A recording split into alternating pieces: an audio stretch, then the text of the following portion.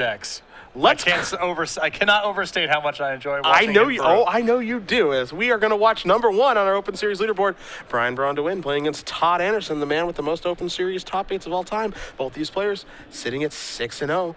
Todd.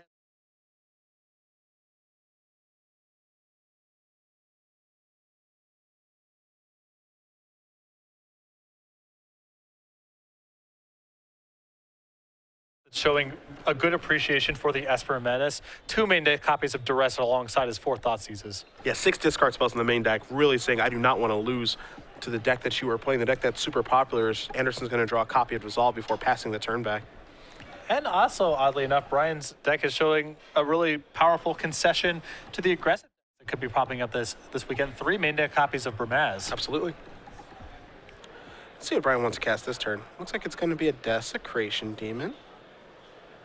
It looks like Brian may have stumbled and fumbled on mana a little bit. There's a Dark Betrayal to get that off of the table. I have a feeling that Brian is maybe trying to set up an Obsidat here. The problem for him is that Todd has a Dissolve in his hand, so he's at the ready. Maybe he's going to start by attacking with Sin Collector again. Anderson's going to go down to 14. The 2 friends from Roanoke doing battle. There is an Erebos.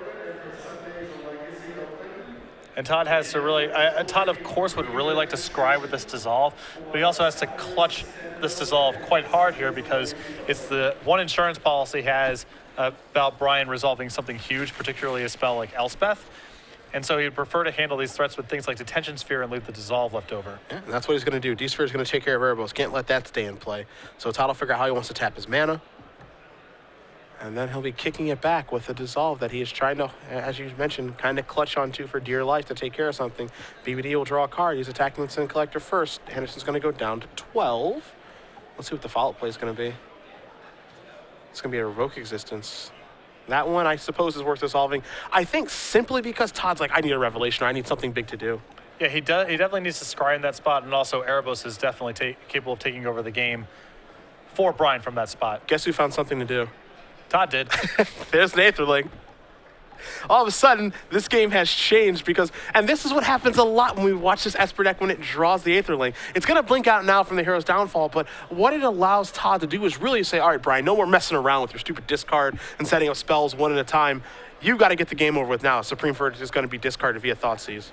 But this could be a really good window for Desecration Demon to possibly still steal this game for Brian. Aetherling can do a lot of things, but it can't contain the air. Well, there is Double D. It's in the house. Todd, no cards in his hand. Let's see what he finds. That is a Temple. Todd will be able to get in for some points of damage here. Aetherling's going to go unblockable. We're going to see him pump some into it, probably blink it out so it can block the Sin Collector and or Mutavault that is in play. So here he comes for 8. And this Mutavault's a really powerful tool for Todd here, of course, allowing him at least one creature that he can essentially sacrifice for free to tap down the Desecration Demon. Maybe a little aggressive by Todd there with how much he attacked for, because he's only got 1 blue mana available, and then that Mutavault. So we'll see if that comes back to hurt him a little bit. He was pretty hasty in his decision there, but maybe he senses a little bit of weakness here from Brian. Trigger on, he's going to activate Mutavault to sacrifice. Got it. Well, it appears that Brian fell to 8 because of that Thoughtseize the previous turn, in which case Todd's setting up for exact lethal. Okay, that would be the issue because I saw his life totals at 10, so it looked a little bit strange, but yeah. And if we do have our life totals updated, so it obviously makes a little bit more sense now. Todd is going to untap. He's going to take a draw very quickly. And he says, all right, I'm going to try to kill you, and that's going to do it. So Aetherling, I don't know if you knew this, really good card. Very powerful when someone has a lot of lands in play. Yes, getting the job done there. Todd gets that ball rolling, and now it's 1-1, and we're moving on to a third game here. And you can see Todd is very conscious about speed of play, too. I mean, he played that second game extremely quickly, conscious of the fact that time is always an issue when you're playing a deck like Esper Control. Now, one thing not to forget, because we talk so much about this Open Series points race for the Season 1 qualification. Brian's on top, and you got Huey, you got Brad, you got CVM, Eric Smith in fifth place, excuse me. We don't ever talk about the guy on the right.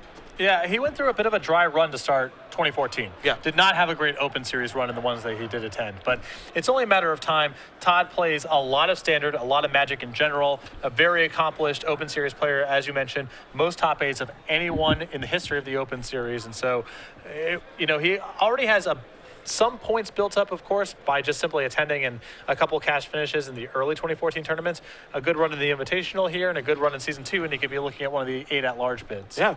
I mean, Todd's accomplishments really speak for themselves, and even though he's been a little bit slower in the Open Series this year, let's not forget Grand Prix Richmond, largest constructor Grand Prix of all time, 9th place, playing the Rug, Tarmo Twin, whatever you want to call it. So he's still out there winning. Qualified for the next handful of Pro Tours from that 9th place. We'll be playing at Pro Tour Journey into Knicks, for example. So he's still doing his thing over there. Yeah, he's had a really good run, certainly in the last couple of months of Grand Prix. Picking up some pro points and cobbling together a couple invites in a row. Plus, he gets to start wearing a bow tie again on above the curve. So I tried to make him a little happy. Oh, I didn't know that was a thing. It's a thing. Trust me. Okay. The real bow tie mafia on the right. Oh, okay. That's a thing, I guess. Sure. Game 3 will be starting here in just a little bit. If you guys are joining us, Cedric Phillips, Patrick Sullivan, and Osa Lebedovich, we're all here along with the rest of the SCG Live crew. If you guys want to check out some deck techs, we've actually got Nick Miller doing one right now with a standard deck. Also, Andrew Shrout in the house. It's been a good weekend so far as we make our way through day number 1. Don't forget day 2 tomorrow. That starts season 2 with our standard open. We'll also be doing, of course, the other 8 rounds of coverage of our invitational as we work our way towards 2 qualifications for our Players' Championship. Then we've got our Legacy Open on Sunday. More Season 2 action. We'll also do some elimination rounds for our Standard Open and our Invitational. Someone's going to walk out of here with their likeness on a card and, I guess, $10,000. Right, plus an invite to the Players' Championship at the end of the year, which is, on average, worth over $3,000. Something like that. Yeah. It's, $50K divided by 16. I'm not good at math. It's over $3,000 a head. So I am not good at math. But I do know one thing. Someone's going to be very happy this week. And actually, you know what? I take that back. 2 people are going to be very happy this weekend as we punch in their tickets to the Players' Championship. And I think, unless something crazy happens, the one happy person will be on the left in BBD. Something crazy would have to happen for him to miss from this point. 6-0, such a good start. Potentially moving on to 7-0. And he's built up such a cushion that it would require a real disaster for him. No discard spell on turn number 1 as Todd's going to play Temple of Enlightenment. Yeah, his lead is pretty healthy. And with a 6-0 start, it's getting healthier. He's going to play a Thoughtseize here. He may have not led with that discard spell on turn 1 on purpose. I agree. Giving more information. It's not like Todd's going to do anything on turn 1 with a 1 mana tops. Yeah, it's an Esper deck.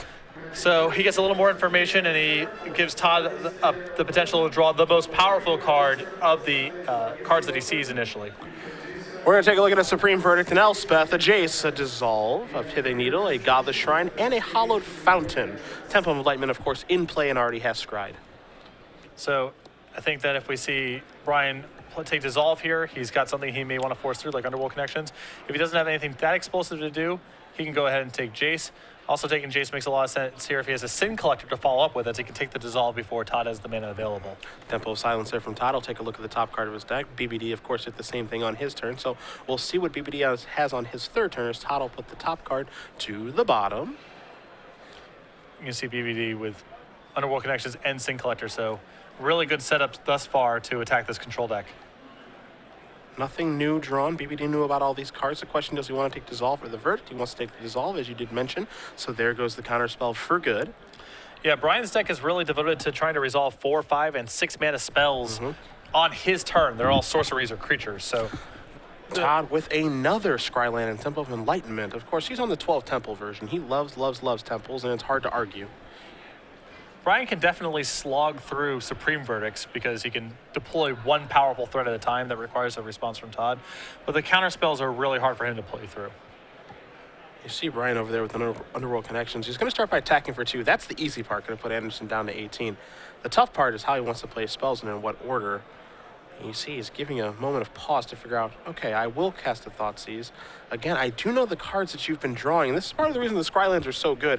Obviously, they fix mana, but they let you hide cards on top. They do a lot of things. They are incredibly powerful.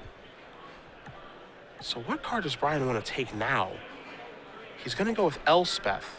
Yeah, I think that all he wants to do in this game is take away Todd's counter spells and take away his power cards, because then Brian can win a pretty straightforward game by just resolving one of his big threats. Well, that's a little scary there for Anderson. He's really the Aetherling. Going to play a Hallowed Fountain and pass the turn back. BBD going to untap his Sin Collector. He'll draw a card. 2 Thoughtseizes are gone, however, so it's very unlikely that Brian will be able to catch that Aetherling. See if he's going to cast a spell this go around. Looks like he did draw a land in the form of Mutavault, so he can cast Underworld Connections now. He's going to do it on the plains. Now, of course, he knows that Todd has Pithing Needle in hand, but he's happy to make Todd use the needle. Brian still gets to draw a card, and again, he's just trying to land one of his big spells, so drawing a card and making a land drop here is critical. Yeah. And there is the needle. And we'll get confirmation that it is naming plains. Of course, not naming Underworld Connections, has to name the land that Underworld Connections is on, in order to stop it, as Brian draws another copy of Thoughtseize. Yeah, I think if you had asked Brian, he would have really enjoyed drawing a land this turn, but Thoughtseize is arguably better, as Todd has picked up the Aetherling that Brian does not know about. Yeah. The question is Brian going to fire it off, and he will. So Todd just has to shrug his shoulders and say, nice job, man. That was my plan, and it's gone now. So Todd is left with a Supreme Verdict and a land. Brian going to fire at Mutavault. He's going to come across for 4. Anderson goes down to 12.